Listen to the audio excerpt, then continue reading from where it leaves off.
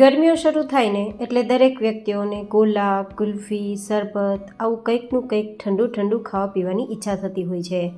તો આ જ ડિમ્પલ્સ ડિશિસમાં એકદમ દાણેદાર જે તમે ટેક્સચર જોઈ શકો છો કેટલી સુપર સોફ્ટ આપણી ગુલ્ફી તૈયાર થઈ છે. તેવી આજે જુદી જુદી બે પ્રકારની, એક તો આ રીતે માટલા કુલ્ફી અને બીજી રોલ કટ કુલ્ફી જે માર્કેટમાં મળે છે. અને એ પણ ગેસને ચાલુ કર્યા વગર બનશે, મિનિટોમાં તૈયાર થશે. અને ખાસ વાત તો એ છે કે આમાં કોઈ પણ પ્રકારની આપણે આર્ટિફિશિયલ મીઠાશ, કલર કંઈ ઉમેરેલું નથી. મતલબ આપણી આ કુલ્ફી ખાંડ વગર, ગોળ વગર, સાકર વગર, કલર વગર, પ્રિઝર્વેટિવ વગર કે કોઈ પણ પ્રકારની ક્રીમ, મલાઈ, માવો કે મિલ્ક પાવડર વગર.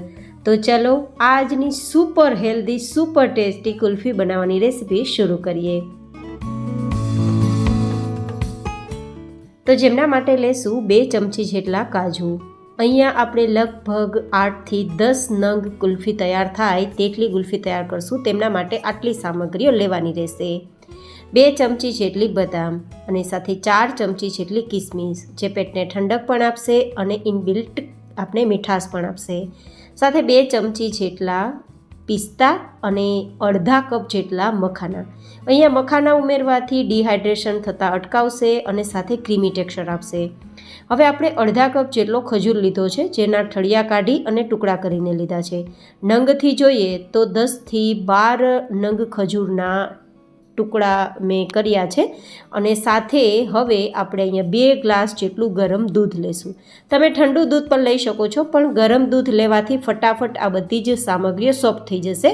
ટૂંકમાં કહીએ તો આ સામગ્રીઓને સોફ્ટ કરવાની છે અને મારે માત્ર અડધી કલાક જેવો સમય હતો તો મેં ગરમ દૂધનો ઉપયોગ કર્યો છે.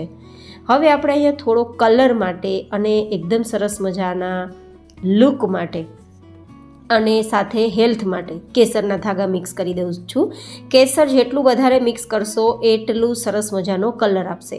બસ હવે બધી જ સામગ્રી મિક્સ કરી દેવાની છે અને ઢાંકીને 30 મિનિટ માટે રાખી દેવાનું છે. ગરમ દૂધ છે તો 30 મિનિટમાં બધું સરસ સોફ્ટ થઈ જશે. જો ગરમ દૂધ ના હોય તો 5-6 કલાક માટે પલાળવું પડે.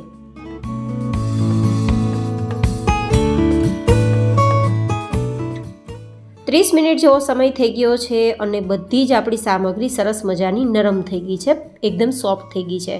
બસ તો હવે આપણે કંઈ કરવાનું નથી. કલર પણ એકદમ સરસ આવી ગયો છે અને સામગ્રી પણ નરમ થઈ ગઈ છે. તો હવે આ બધી જ વસ્તુઓને આપણે મિક્સરમાં લઈને ગ્રાઇન્ડ કરી લેવાનું છે.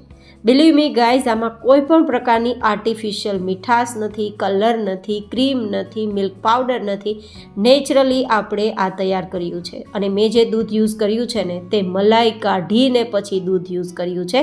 તો એકદમ પાતળા દૂધમાંથી તૈયાર કરેલ કુલ્ફી તમે વેટ લોસ જર્નીમાં પણ લઈ શકો છો. આ એટલી હેલ્ધી છે કે કદાચ દરરોજ તમારા બાળકો જો કુલ્ફી ખાવાની જીદ કરતા હોય તો તમે આ કુલ્ફી તેમને દરરોજ ખવડાવી શકો છો. બહારની કુલ્ફી એટલા બધા ખરાબ કેમિકલો અને સેકરિંગથી તૈયાર થતી હોય છે તો ગળું પણ પકડાઈ જાય છે અને હેલ્થ માટે નુકસાન કરે છે, જ્યારે આ કુલ્ફી સ્વાસ્થ્ય માટે ફાયદા કરે છે. હવે આ બધું જ સરસ ગ્રાઇન્ડ થઈ ગયું છે અને ટેક્સચર જુઓ કેટલું ક્રીમી ટેક્સચર છે. ન મિલ્ક પાવડર છે, ન માવો છે, ન મલાઈ છે, ન ક્રીમ છે, છતાં કેટલું ક્રીમી ટેક્સચર છે જે આપણે ઉમેરેલી બધી જ સામગ્રીઓના કારણે. અને ખાસ કરીને જે મખાના મિક્સ કર્યા છે ને તે ક્રીમી ટેક્સચર આપે છે.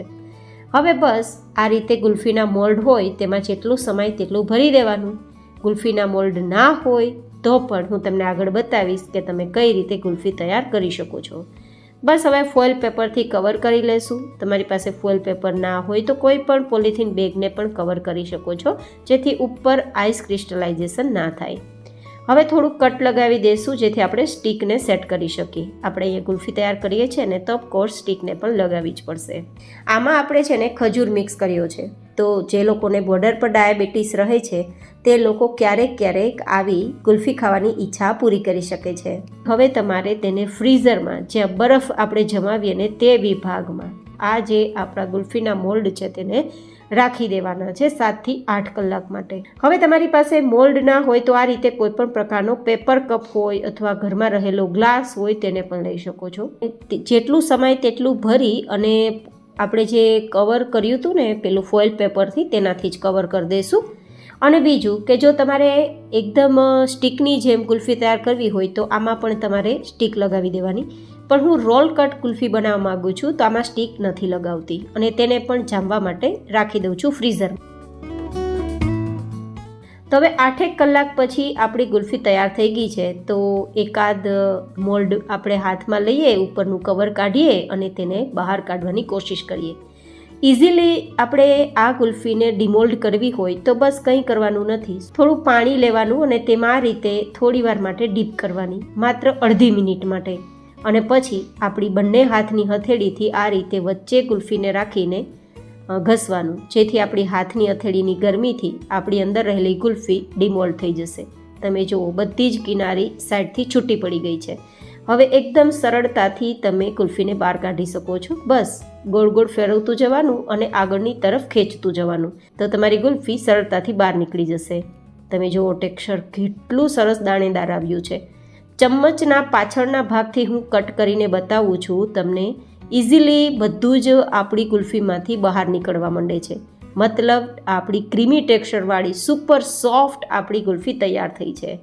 આટલી ગુલ્ફી તો તમે બહારથી લઈ આવો ને તો પણ સોફ્ટ ના હોય. અને ખાસ વાત તો એ છે કે લાંબા સમય સુધી પાણી પણ નથી થતું.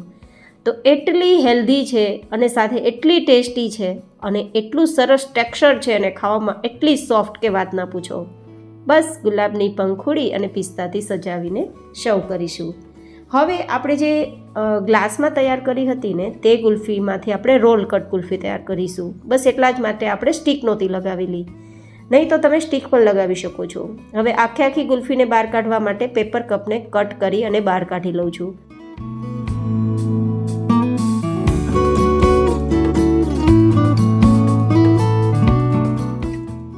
બસ હવે આ ગુલ્ફી આ રીતે બહાર નીકળી ગઈ છે, તો ચપ્પુથી કટ કરી દઉં છું. તમે જુઓ કેટલું સરળતાથી કટ થઈ જાય છે. આ આપણી રોલ કટ ગુલ્ફી તૈયાર થઈ છે. આઈ હોપ કે તમને મારી આજે જુદી જુદી બંને પ્રકારની ગુલ્ફી બનાવવાનો વિડીયો પસંદ આવ્યો હશે. જો પસંદ આવ્યો હોય તો વિડીયોને લાઇક કરજો, ચેનલને સબસ્ક્રાઈબ કરજો અને આવી જ અવનવી રેસીપીઓ જોવા માટે ડિમ્પલ્સ ડિશિસ ચેનલની વિઝિટ કરજો. તો ડાયટ કમ ડાયાબિટીસ કમ હેલ્ધી ગુલ્ફી આપણી તૈયાર છે. તો તમે જુઓ, ચમચથી કટ કરતાં એકદમ સરળતાથી કટ થઈ જાય છે. કેટલી સુપર સોફ્ટ આપણી ગુલ્ફી તૈયાર થઈ છે. આઈ હોપ કે તમને મારો આજનો આ વિડીયો પસંદ આવ્યો હશે. ફરી મળીશું નેક્સ્ટ રેસીપીમાં. ત્યાં સુધી stay healthy and stay happy.